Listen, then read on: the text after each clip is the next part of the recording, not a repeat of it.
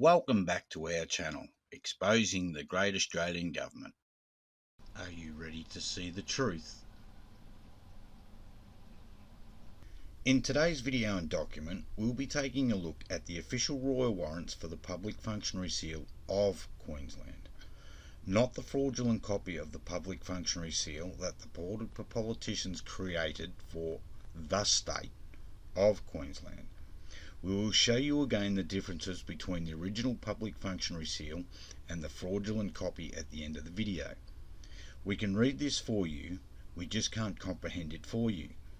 If you have any questions at all regarding this information, please ask, as the only dumb question is the one not asked. Let's get into it.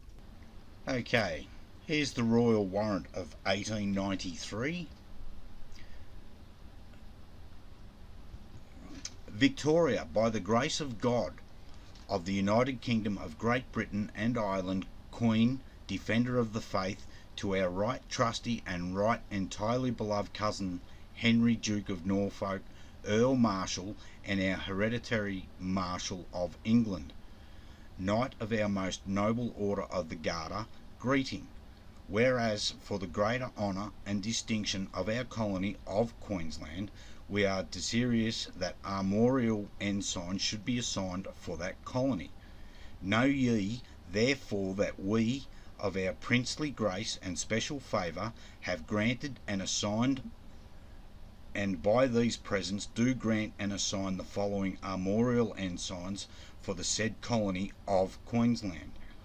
That is to say, for arms, per fess the chief, or the base per pale sable, and gules in chief, a bull's head kiboshed in profile, muzzled, and a merino ram's head, respecting each other proper, the dexter base charged with a garb of the first, and the sinister base on a mount a pile of quartz, issuant therefrom a gold pyramid in front of the mount, a spade surmounted by a pick saltire-wise all proper, and for crest on a wreath of the colours, a mount thereon a Maltese cross azure surmounted with our imperial crown between two sugar canes proper, together with this motto, ad audax et fidelis, as the same are in the drawing hereunto annexed, more plainly depicted,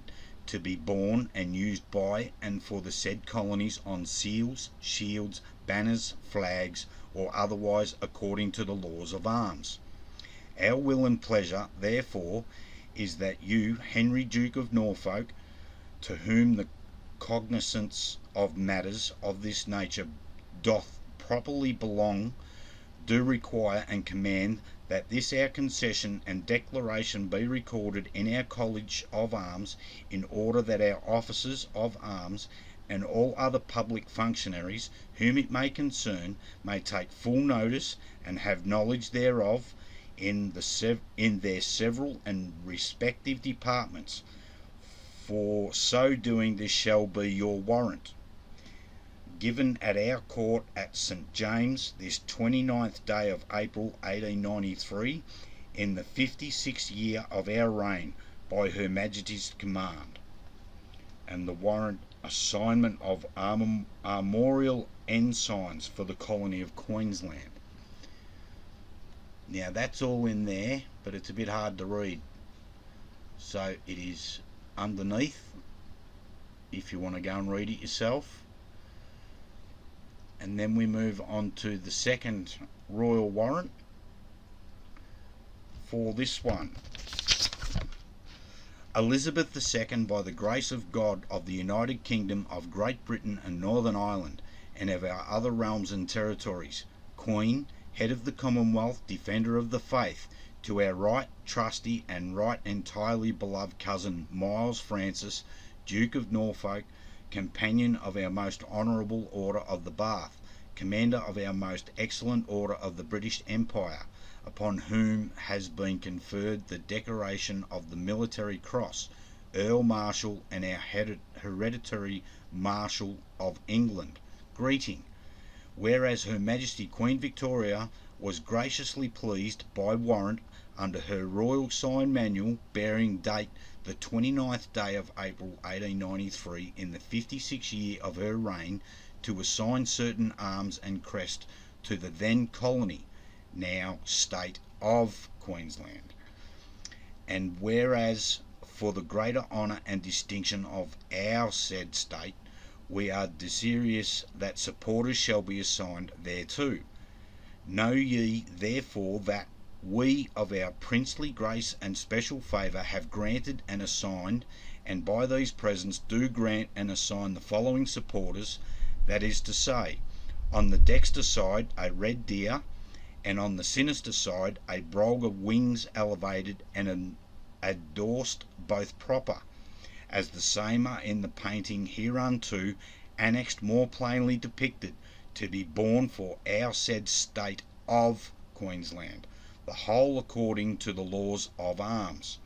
Our will and pleasure, therefore, is that you and said Miles Francis, Duke of Norfolk, to whom cognizance of matters of this nature doth properly belong, do require and command that this our concession and declaration be recorded in our College of Arms, to the end that of arms and all other public functionaries whom it may concern, full notice and have knowledge thereof in their several and respectaments, and for doing this shall be your warrant, given at our court at Brisbane, Queensland, 9th day of March 1977, 6th year of our reign.